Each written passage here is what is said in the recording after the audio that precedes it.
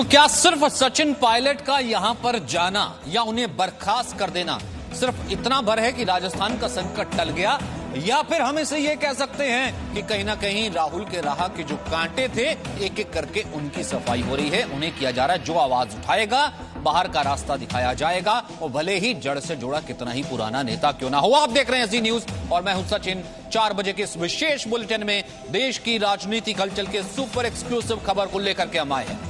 और इस वक्त की सबसे बड़ी खबर है कि कांग्रेस ने राजनीति का एक और युवा सितारा खो दिया।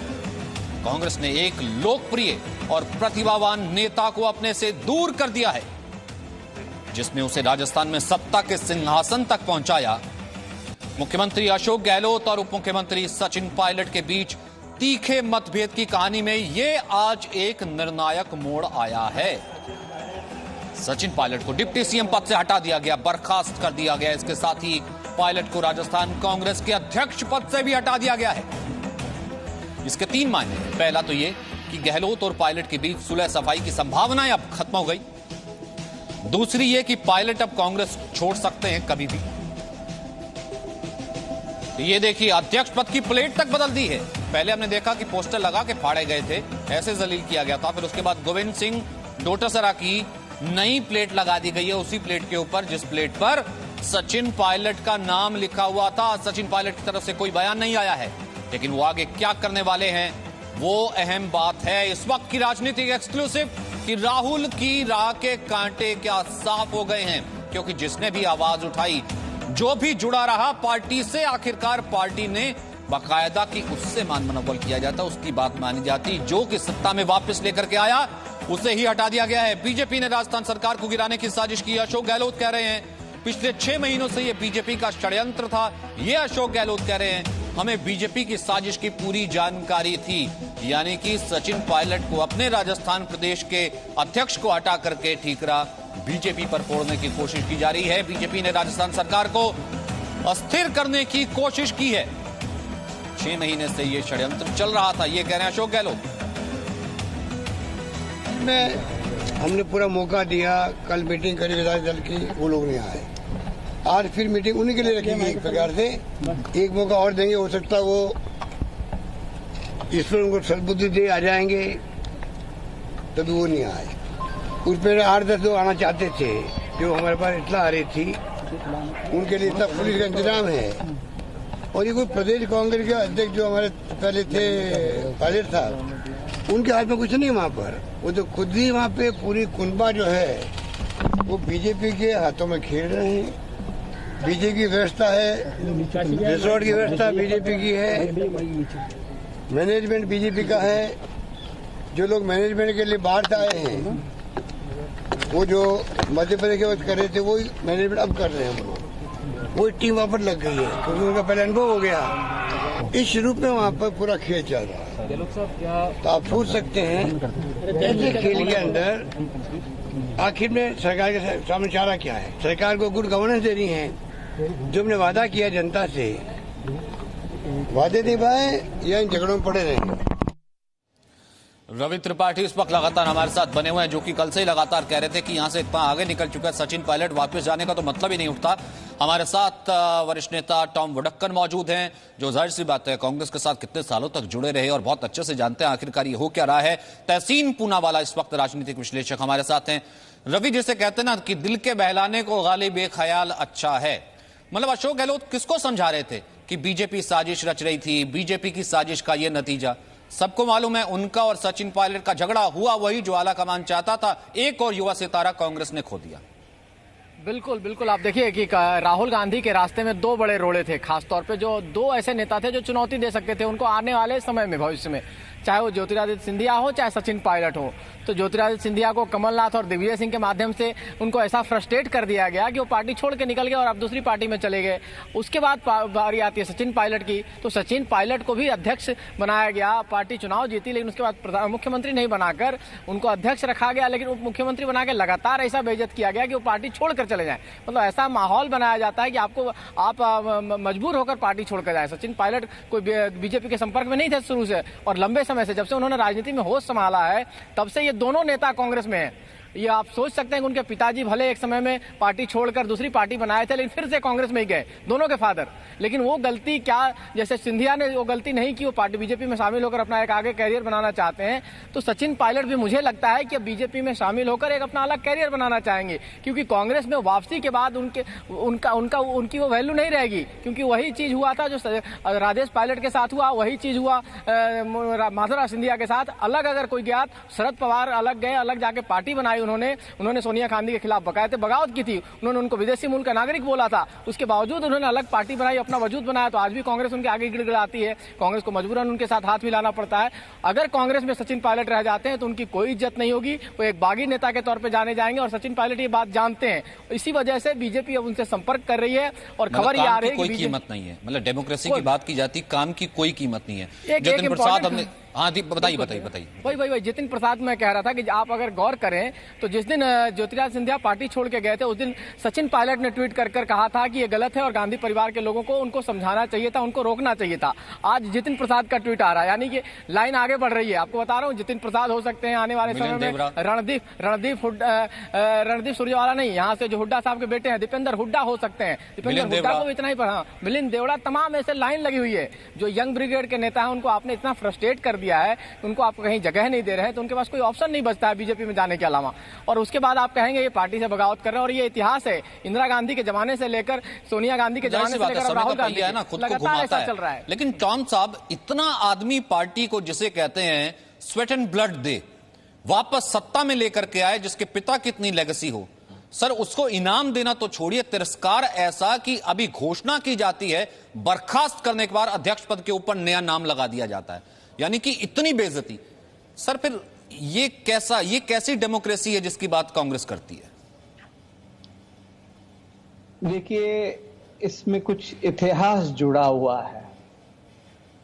शिमला अधिवेशन में शुरू हुआ था ये कहानी। राहुल गांधी को आगे करने के लिए एक नया जनरेशनल चेंज की चर्चा हुआ। उसमें 3-4 युवा नेताओं को इन्होंने चुना, उनको टिकट दिया गया, उनको प्रमोट किया गया। उसका उद्देश्य था कि भाई ऐसा ना दिखें कि भाई राहुल गांधी अकेला को प्रमोट किया जा रहा है। तो उस अधिवेशन के बाद इनको मंत्री बनाया गए हैं, और इस रेस में ये लोग बहुत आगे निकल चुके थे। और गांधी डायनेस्टी को ये समझ आ गया है कि राहुल पीछे रह गया है। कहानी यहां से शुरू होता है। अब किसी तरीके से इन नेताओं को एक से बढ़कर एक ये मास लीडर्स हैं ये, सचिन पायलट, इसके सिंधिया जी को गिनिए या सचिन पायलट, इन्होंने अपने जो स्टेट्स में परफॉर्म कर दिखाया। अभी विषय सचिन पायलट का है। मैं इनके पिताजी के दिनों से उनको जानता हूं, और सचिन पायलट जब पार्टी में एंटर किया था उन दिनों से इनको जानता हूं।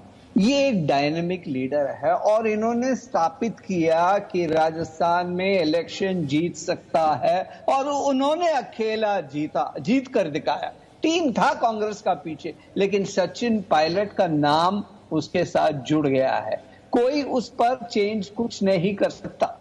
ये बहुत बड़ा चोट था, क्योंकि एक लीडर जो इलेक्शन में लड़कर जिता सकता है, तो ऐसा लीडर राहुल के लिए। संक्षिप्त में, इससे पहले मैं तहसीन के पास जाऊं, जब अशोक गहलोत बाहर आकर के कहते हैं बीजेपी साजिश रच रही थी 6 महीने से सरकार गिराने की, ये भी बीजेपी की साजिश है, हमारे एमएलए या सचिन पायलट के पीछे भी वो इसी तरीके का इशारा कर रहे थे। क्या मैं ये मानूं कि बीजेपी की सुगबुगाहट है, सचिन पायलट अब बीजेपी में आ रहे हैं?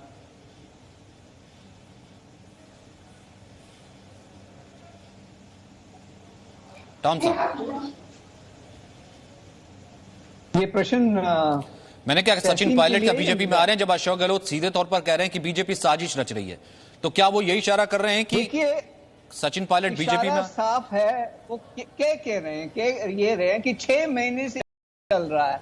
ये बात तो बीजेपी को भी नहीं पता कि 6 महीने से ऐसी बात चल रहा हो, क्योंकि इनको पता था 6 महीने से इनको हटाना था। इनको टारगेट दिया गया कि 6 महीने में इनको निकालना है, और वही स्थापित किया। क्योंकि मैं ये पूछता हूं आपसे, गहलोत साहब को कैसा पता लगा कि बीजेपी 6 महीने पहले प्लान कर रहे हैं? वो मुझे नहीं पता, मेरे और कॉमरेड पार्टी वालों को नहीं पता, और ये इनको पता है कि 6 महीने पहले से प्रोग्राम करा।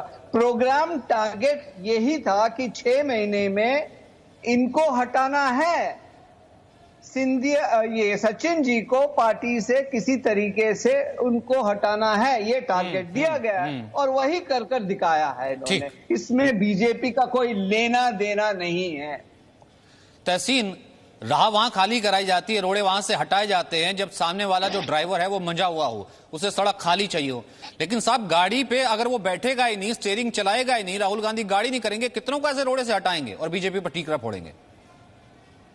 सुशील भाई, बहुत संक्षिप्त में 2 चीज। मेरे मित्र टॉम वडक्कन जी कह रहे थे कि 6 महीने से उन्हें पता नहीं था कि क्या हो रहा है। बिल्कुल टॉम को पता नहीं होगा क्या हो रहा है, लेकिन वीडियो रिकॉर्डिंग और ऑडियो रिकॉर्डिंग राजस्थान पुलिस के पास है और बहुत जल्द जी न्यूज पे भी चलेगी किस तरह से 20 से 25 करोड़ की ऑफर प्रति एमएलए दिया जा रहा था।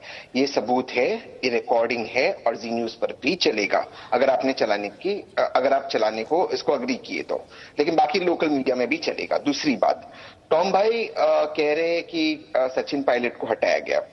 26 साल की उम्र में किसी को मेंबर ऑफ पार्लियामेंट बनाया जाता, 30 साल की उम्र में यूनियन मिनिस्टर बनाया जाता। टॉम अपनी मेहनत से बने ना, बनाया क्या कोई राहुल गांधी या किसी और ने तो ना बनाया भाई? मास लीडर थे, अपनी मेहनत से बने, मास लीडर्स अपनी मेहनत से राजस्थान में चुनाव जीत करके आए। ठीक है, मैं जवाब दे दूं। जब 30 साल की उम्र में वो बने यूनियन मिनिस्टर, राहुल गांधी नहीं बने। उसके बाद 35 साल की उम्र में उनको पीसीसी प्रेसिडेंट बनाया गया। उसके बाद 40 साल की उम्र में उनको डिप्यूटी चीफ मिनिस्टर बनाया गया। 14 साल की उम्र में 4 प्रमोशन मिले। उसके बावजूद आपने कहा कि पार्टी ने आपको कुछ नहीं किया। कोई बात नहीं, लेकिन मैं टॉम वडक्कन जी से एक सवाल पूछ के अपनी बात खत्म करना चाहता था। अगर टॉम वडक्कन जी का यह कहना है कि सचिन पायलट जी के साथ ना इंसाफी हुई क्योंकि वो पीसीसी प्रेसिडेंट है राजस्थान के, तो उसी लिहाज से कमलनाथ जी प्रेसिडेंट थे, पीसीसी प्रेसिडेंट थे मध्य प्रदेश में, वहां पर आपके तर्क क्यों बदल जाते? वहां पर आप क्यों कहते ज्योतिरादित्य सिंधिया के साथ इंसाफी हुई? देखिए टॉम जी, आप जानते हो कि सचिन पायलट के साथ इंसाफी हुई है और 25 करोड़ रुपए पीएम केयर फंड से आप लोग खर्च कर रहे हो, वरना पीएम केयर फंड इन्होंने सचिन पायलट को खरीद लिया है। क्या मैं ये मानूं? क्या ये मानूं कि आप ये कह रहे हैं कि सचिन पायलट को, जिनके पिता राजेश पायलट इतनी बड़ी लेगेसी वाले, उनको खरीदा? नहीं खरीदा, नहीं, बिल्कुल नहीं खरीदा। ऑफर दूसरे एमएलए को दिया गया है 20 से 25 करोड़ रुपए का, इसीलिए पीएम केयर फंड को सार्वजनिक नहीं किया जा रहा है। ठीक है, टॉम वडक्कन साहब बोलिए, फिर रवि त्रिपाठी आपके पास आता हूं। बोलिए। देखिए, ये राजीव गांधी फाउंडेशन का इतिहास हमें मत पढ़ाइए। जहां तक पीएम केयर के फंड का सवाल है, ये ओपन ऑडिट का बात है, और जहां ये राजीव गांधी फाउंडेशन का कलेक्शन सेंटर है, वो पैसा कैसा इस्तेमाल करता है, शायद पूनावाला जी हमें समझा सकते हैं। मैंने पहले भी कहा कि ये यूज एंड थ्रो का कहानी है। जब इनको ये चाहते थे कि भाई नेताओं को साथ जोड़ें ताकि ये ना लगे कि हम राहुल को आगे कर रहे हैं, तो इन कुछ चुने हुए नेताओं को इन्होंने प्रमोट किया। मकसद ये था, उनके साथ कोई प्रेम नहीं था, मकसद ये था कि लोगों को लगे कि भाई राहुल गांधी को प्रमोट नहीं करते और डायनेस्टी में ये ना लगे कि भाई मां ने बेटे को आगे किया। बड़ा सोचा समझा। पूनावाला तो उस टाइम कांग्रेस में भी नहीं थे जब ये परंपरा था कि जो शिमला अधिवेशन में सबसे बड़ा कार्यक्रम ये था, ऑस्कर फर्नांडिस ने सिलेक्शन प्रोसेस स्टार्ट किया और उन दिनों में पूछा जाता था कौन युवा नेता है जिसको इनके साथ प्रमोट करे। और मैं ये जानता हूं कि अभी ये जो चार्ज कर रहे हैं कि पीएम रिलीफ फंड से पैसे दिए, देखिए ये फिक्स्ड मैच है। पुलिस वो टोटल फेक स्टोरी है। वो अभी जो क्लिपिंग्स की बात कर रहे हैं, कोई ऐसा क्लिप, ये सब कहानी है, बनाया हुआ है। ये चाहते हैं कि 6 महीने से ये लोग प्लान कर रहे हैं कि ऐसा एक कहानी बनाएं और किसी तरीके से सचिन जी को हटाएं। देखिए, अगर किसी को हटाना भी है, आप वो लॉजिक दीजिएगा जो लोग समझ सकते हैं। लेकिन ये लॉजिक डायनेस्टी का जो खेल है कि भाई राहुल गांधी के खिलाफ कोई भी ऐसा कंपटीशन ना हो, तो ये खेल वही है, कोई नई बात नहीं है। भारतीय जनता पार्टी तो पॉलिटिकल पार्टी है, पॉलिटिक्स में ठीक है, मौका मिलेगा तो वो छोड़ेंगे नहीं। कॉन्स्टिट्यूशनल रिस्पॉन्सिबिलिटी है एक पॉलिटिकल पार्टी का। लेकिन हर बार जब ये लोग ये खेल खेलते हैं, 6 महीने से खेल रहे हैं ये खेल, नाम भारतीय जनता पार्टी पर है। भाई अपने लोगों को खुद आप खत्म कर रहे हो। अभी उत्तर प्रदेश में कुछ नाम आ रहे हैं जो यही खेल होने वाला है। आप देखते जाइए, पर्दा उठने वाला है, खेल आपके सामने जाहिर सी बात है, होगा। लोग इस चीज को समझते हैं ना। और रवि त्रिपाठी, बात ये आती है सबसे बड़ी कि आप थ्रेट सामने वाले के लिए तब बनते हैं जब सामने वाला परफॉर्म तो कर रहा हो। कहीं ठहरते हैं सचिन पायलट या ज्योतिरादित्य सिंधिया और राहुल गांधी के आगे, जो एक बार एमएलसी भी रहे हों, एमएलए रहे हों, मुख्यमंत्री रहे हों, मिनिस्टर रहे हों, कुछ तो कंपैरिजन रहा हो। नहीं, देखिए, अगर तुलना करेंगे तो राहुल गांधी वाकई इन दोनों के आगे नहीं टिकेंगे। चाहे एजुकेशन के मामले में तुलना कर लें आप, चाहे आप लीडरशिप के मामले में तुलना कर लें, चाहे उनके मास लीडरशिप के बारे में बात कर लें, चाहे उनके ऑरेटर के तौर पे मान लें। ऑरेटर के तौर पे भी ये दोनों कमाल के ऑरेटर हैं। सिंधिया को आपने सुना है कि सिंधिया कमाल के ऑरेटर माने जाते हैं और मध्य प्रदेश चुनाव में उसका पूरा इस्तेमाल किया कमलनाथ ने और दिग्विजय सिंह ने। बाद में उनको साइड लाइन किया गया तमाम। लेकिन सबसे, हाँ वही कह रहा हूँ, इतनी दोस्ती भी जबरदस्त थी, लेकिन कमाल की दोस्ती, ऐसी दोस्ती है कि आप उनको रास्ता काट रहे हो, उनको हटा रहे हो अपने रास्ते से, दोस्त को कांटे से की तरह हटा रहे हो। और सबसे बड़ी उपलब्धि देखिए बीजेपी की, अभी टॉम साहब बैठे हुए हैं यहाँ पर, तहसीन को कांग्रेस का डिफेंड करना पड़ रहा है। और टॉम साहब जो 30-32 साल तक लगातार गांधी परिवार से जुड़े रहे, खासतौर पर 10 जनपद से लगातार संपर्क में थे, 20 साल तक इन्होंने मीडिया को देखा है। और आज ये बीजेपी के पाले में है तो क्यों है, ये समझना चाहिए तहसीन को। और ऐसे लोग नहीं, टॉम से ऐसे कम से कम 12 से 15 ऐसे नेता हैं जो पिछले 5-6 साल में बीजेपी में आए और सब आज बीजेपी को डिफेंड कर रहे हैं। हर एक के पीछे सिर्फ ये कह देना बीजेपी की साजिश है, बीजेपी पैसे लेकर आई है, तो ये कम से कम ठीक नहीं हो ना। आपने कितना बड़ा सितारा जो है राघव गांधी से मिल सकता था, आपने मिलने तक नहीं दिया, या फिर राहुल गांधी ने मिले, ये कितनी बड़ी बात है सामने हो सकती है। ये कहना कि आत्मविश्लेषण का विषय हो सकता है कि शायद इस पर कांग्रेस बात करना ही नहीं चाहती है। आई एम सॉरी तहसीन, आप लास्ट कमेंट करना चाहते थे। मेरे पास थोड़ी सी वक्त की पाबंदी है, कमर्शियल की पाबंदी है। मैं वापस आपके पास आऊंगा, दोबारा अगले शो में जुड़ूंगा। बहुत बहुत शुक्रिया आप सभी का मेरे साथ जुड़ने के लिए। Presenting B News app, available on Google Play and App Store. Download it now.